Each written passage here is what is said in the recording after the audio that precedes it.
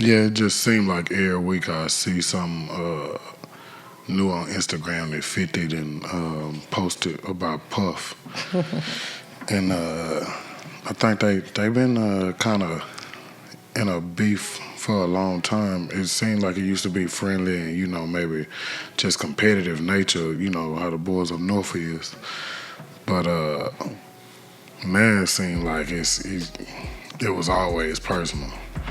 Cause he hitting him when he down. I don't think he hitting him while he's down. I think he always hitting him. He just ain't let up. He never let up. Yeah, he's never let up. I think they got a Tom and Jerry relationship. I think there's some love somewhere in there, but it definitely reminds me of Tom and Jerry. They was at each other. Jerry is the smarter guy, right? Jerry is the mouse. Yeah. This I got over the years, 50 has never shied away from showing his disdain for Diddy. Their feud dates back to the early 2000s when 50 accused Diddy of not supporting him in the early stages of his rap career. So it go back to the beginning of 50's career. I was wondering, was they like ever was friends or something at some point, but it doesn't sound like it. The beginning of his career. Yeah. You didn't support me. And I don't think he'd have let up since. He ain't let up since. He has some, I think, like mutual respect with a couple of people, but I don't. Again, I don't know how the categories stay relationship other than Tom and Jerry. I don't know. Yeah. I seen a few Instagrams. I always like it because I don't never look at it like it's diss and puff or nothing like this. So, but I'm talking about for me to like fifth post, So I always like because I think it'd be funny. But here lately it's just been like okay, the Keefe D situation, you know what I'm saying, with the Tupac allegations, and then with all the ladies coming out, the allegations with Cassie and everything. It's just like that's so that ain't below the belt. I don't think he has to play by like he ain't never let up. So if he want to hit below top, he just going. You know what I'm saying? And I think what's good about not only do it be funny, but 50 kind of like it's either facts or we all thought it. It's facts or we all thought it. One thing I can say about 50 is I do believe it's genuine. The reason I say that is before his album came out, his music had traveled down here through mixtapes. And we heard How to Rob. And yeah. That was nice. So he been... Fire. That was fire. Yeah, he been wilding out since. So it ain't like it's new to what he do. It's just that now, he don't get paid from rap. You know what I'm saying? That don't make sense for him. Yeah, he make more money with film and everything else he do. He's doing great. He's doing great. Spectacular. He's on top. Yes. Yeah.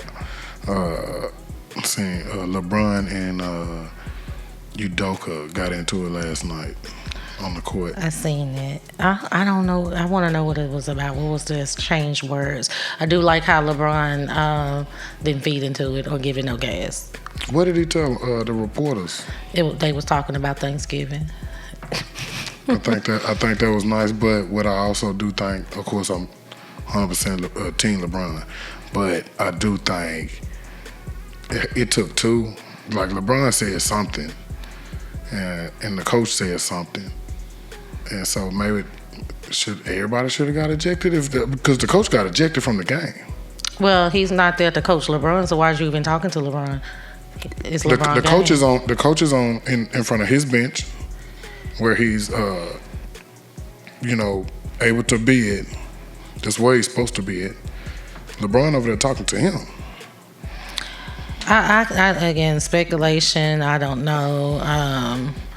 I just don't. I didn't like how they tied Nia Long with the with the tie. Nia Long, it's and LeBron James had an exchange. Like, I know she has to feel like, stop tying me with him.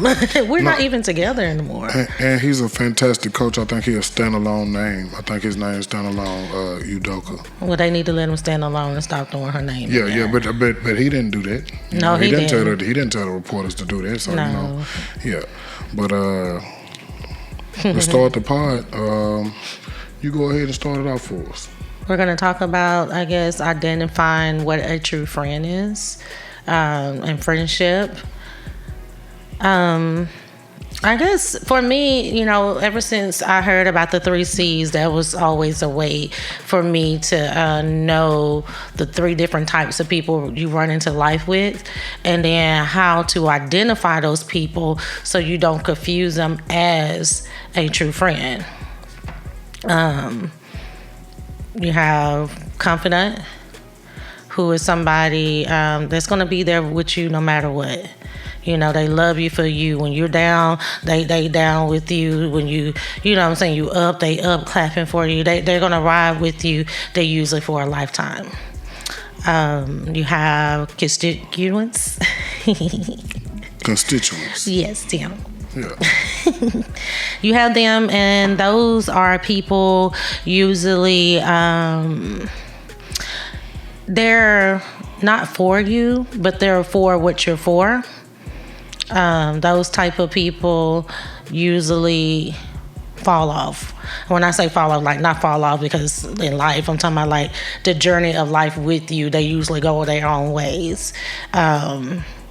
And it's easy to confuse them with a confidant or as a true friend, because the confidant is the only true friend. But these are 3 ways to identify these people. Mm-hmm. And then you have comrades who neither are for you or for what you're for. They're only against what you're against. It's almost like they're saying, keep your friends close, but your enemies closer. Is that type of energy, I would think.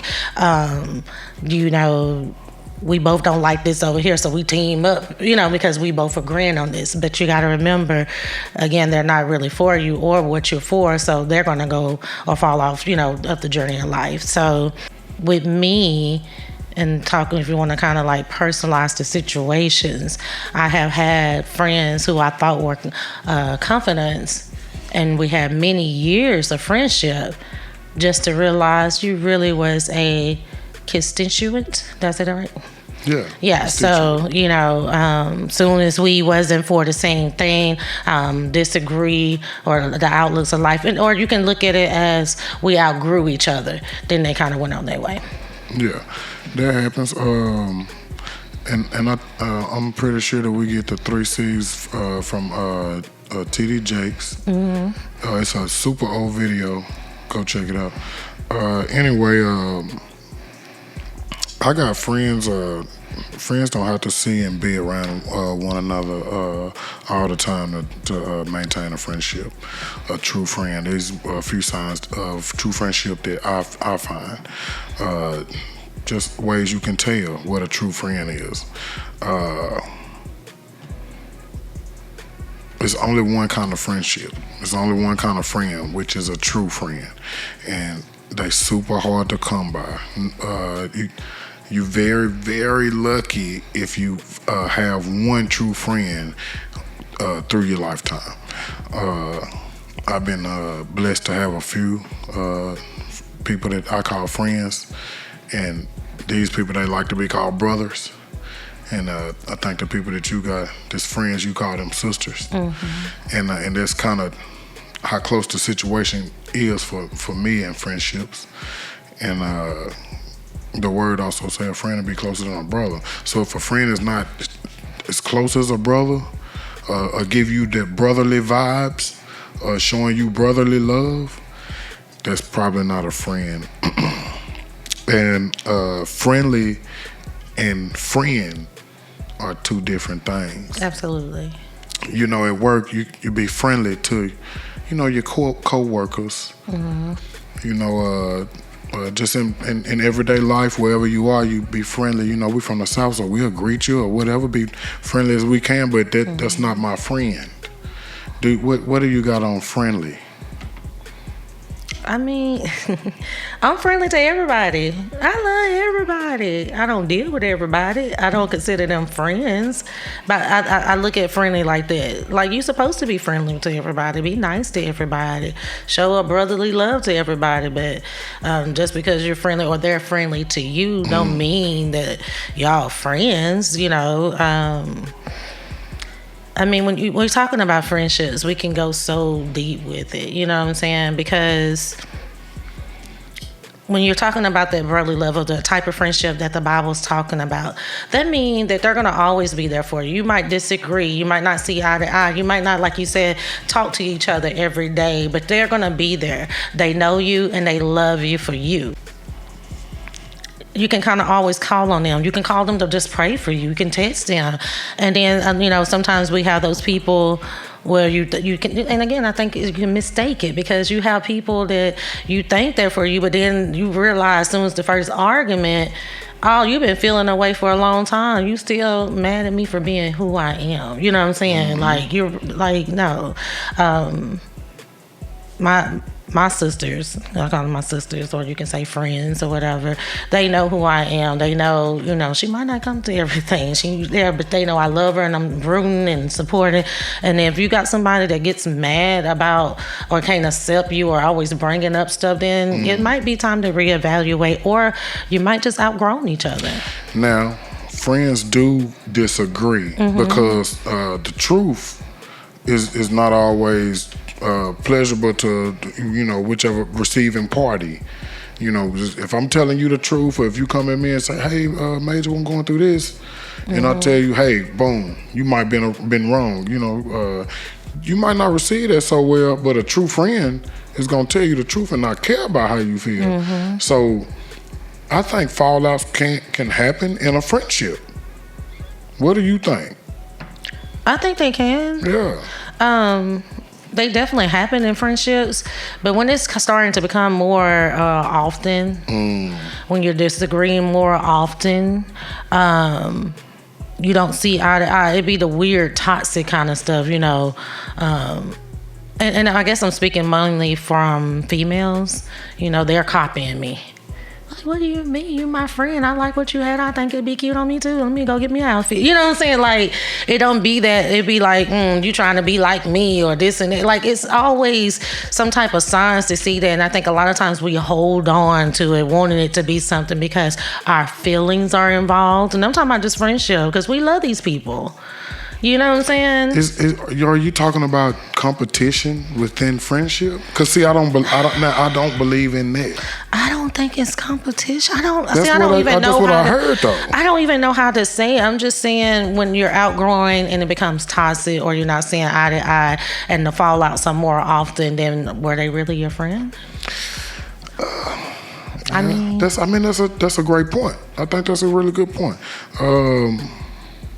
Sometimes we can miscategorize a comrade, one of your words, or an associate for a true friend. And that's something you don't want to do. That's a huge mistake. Don't make that mistake, guys. And so take some of these things that we're telling you and apply it to what a friend is, so you don't miscategorize a person that's just an acquaintance, an associate, a comrade, a constituent for a true friend, because true friend is only one thing, trust. It's just trust in a true friendship. Yeah, it's kind of like, you got two people, they're single, so they're for the same thing. They out, they having fun, this and that, but then as soon as one get married, they're not for the same thing, because now what she's for is different from what you're for, because you're single. But then you can't be happy for them. You see what I'm saying? Like, and it shouldn't go that way. So yeah, you definitely have to identify all of that. Lifestyle shouldn't determine friendship. It shouldn't. If I got married and you're still single, well, you still my friend. You should be. Now you should have understanding that I can't do single things. I don't live a single lifestyle, and you're not coming to do married things. And I ain't mad at you for not living a married lifestyle. So I don't think lifestyle should determine friendship. If lifestyle determine friendship, then that's not closer than a brother. I mean, it shouldn't determine friendship, but when those type of life things happen and people start acting different, then it's like they're exposing who they really are, what their heart was for. One thing, because you mentioned T.D. Jakes earlier, where we got the 3 C's. One thing that he said, when you go to your so-called friends and you tell them good news, stop being so happy for a moment and see their reaction. See if they're cheering with you. See if they're happy with you. See if they gave that look. You know what I'm saying? Like, you have to read them. It's almost, if we're looking at it from a spiritual standpoint, you have to have that discernment. Yeah, discernment is a big thing. Me personally, I don't have to test any people that I feel like are true friends. It happened so organically. We lived a different life. Grew up in the 90s. Mm-hmm. So we weren't apartment kids. We lived in a neighborhood. It was camaraderie. Got beat up by your associates and neighbors every day. And so out of those people, some brotherhoods was formed. And I don't have to test my friends. But I feel what Jakes was saying. If I say something to somebody and they not happy for me, maybe that is a sign that, hey, this might not be my friend. I thought they was gonna be, hooray, just like I was hooray. Yeah, or they say slick comments, or they'll say, all that little stuff. And see, I took to what he was saying, or took to that type of perspective, because I was able to identify. I didn't have, so you were blessed to have those type of friendships that you bond from childhood. With me, I have had tried to, and I think I'm still working on. And that's the majority of people. Probably. Yeah, so yeah. I'm like, it's like almost a wall, because I'd have been burnt so many times with friends, or so-called friends. It's like, and the sad part, it's not even sad. I still cheer from these people. Like, I can cheer for you. I can want good for you. I can still pray for you. What happens for me, I will just not deal with you anymore. You know what I'm saying? Because I can't. It's toxic. It's and it hurt when you have those type of friendships that you thought was one thing, and for a long time, and then you fall out and stuff. I think real friends should be able to talk about anything. I know some people who might have went through some stuff, or told me that they were going through some stuff. But then, like, if y'all was really friends, why y'all couldn't talk about that? You know what I'm saying? To move past, or was she not really your friend at all? Even if you did make a mistake, some people share some stuff with me. So it's like, it's tough when it comes to friendship. So that's why I think it's important to try to identify whatever, try to treat people accordingly. Maya Angelou said, when someone show you who they are, believe them. She did. I also think anything that's going to be long-term, in a relationship that's going to be long-term, because a friendship is a relationship. Mm-hmm. Anything that's going to be long-term is going to take some work, some effort. There's going to be some trial. There's going to be some ups and downs. And through that, I guess, you should know if you got a true friend or not. But if you do got that time and that experience with a person, you got all these things with a person, and you fall out over, it can be multiple things, because 9 times out of 10, it's never just one thing. Mm-hmm. The fallout is never about one thing. That's true. It's always multiple things. Sometimes you never get that closure from this person that you called your friend. Mm-hmm. From the how they might have had disdain for you that you never knew. How they might have envied you. Nobody's gonna tell you they envied you. And so when false friendship happens all the time. Man, I have definitely experienced it. People, and then it's like, if I'm your friend, right? And you have my number. You should be able to, if you have an issue or something, again, you should be able to call me and stuff. What we see a lot of today is people take to social media. And like, are you really a friend if you mad at me and then you expose or tell what I told you, or even tell lies? Some people tell lies on each other, you know what I'm saying, to paint a picture because they want other people to feel the way that they, you know what I'm saying, feel about you. So they tell this, you know, or that. Like, is that really, then when you make up, it's kind of weird, but then people go, I think females do that a lot. And then they go on, then they have another fallout, and it's like, that's too much for me. I can't speak on female friendship relationships, but what I do know is a friendship is still one thing. The best definition that I've come up with is from Britannica.com is friendship, a state of enduring affection, esteem, intimacy, and trust between two people. Friendships are important relationships throughout a person's life. If you don't have these things, enduring affection, which means I can tell you the truth, and you can be upset about it for 2 days, but you're still my friend. You're still my brother. I think that comes with being a friend. That comes with being a friend. The definition. I am obligated as your friend, because I love you so much, is to tell you the truth.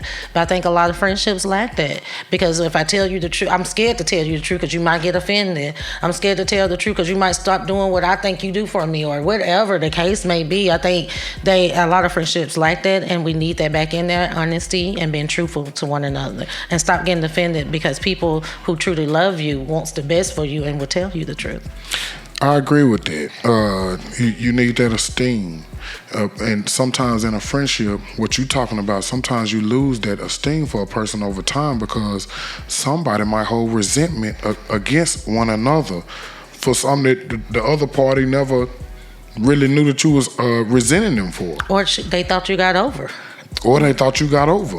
And so communication is a big thing in a friendship. Oh, that's good. Trust between two people. Just if you don't got that, then you dead.